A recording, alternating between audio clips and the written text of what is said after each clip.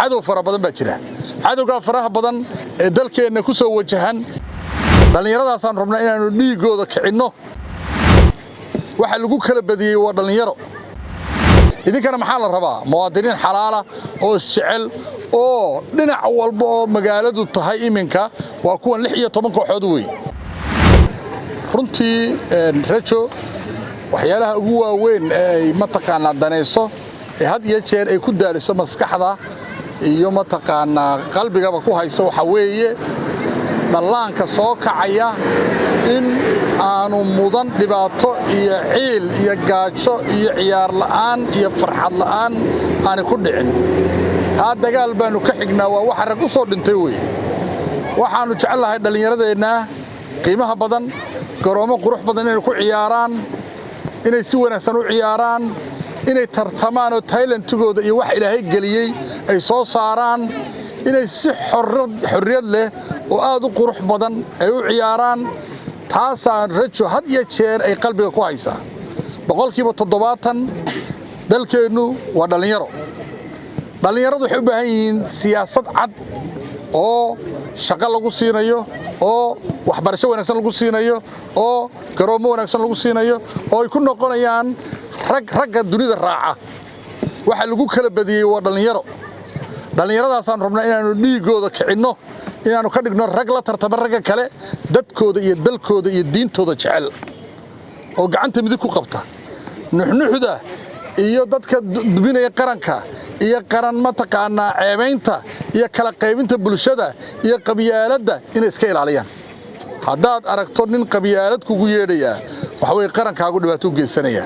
haddaad aragto nin qarankaaga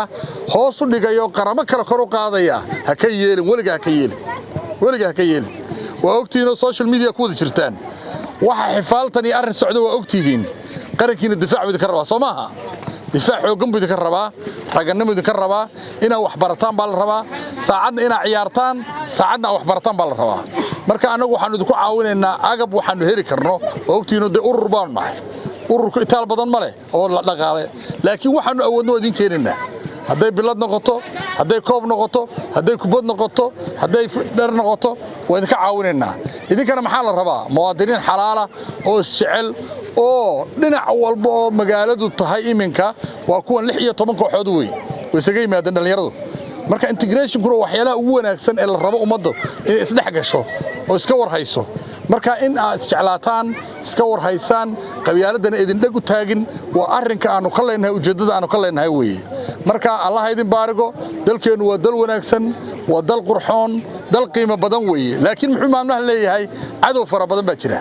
cadowga faraha badan ee dalkeena ku soo wajahan in aynu sidii ahaan jirtay ka mideysnaano oo aynan u kala beedbeedin oo midnimada gudaheena aynu aad u adkeynaa baynu u baahannahay aad iyo aad baan idin salaamayaa maalinta la xidhayo koobkan waan iman doonaa insha Allah si weyn baynu sheekaysan doonaa haddii Ilaahay yiraahdo Allah idin baarigo waxaan idinku duceynaynaa ciyaartiina inay noqoto mid si fiican u dhacda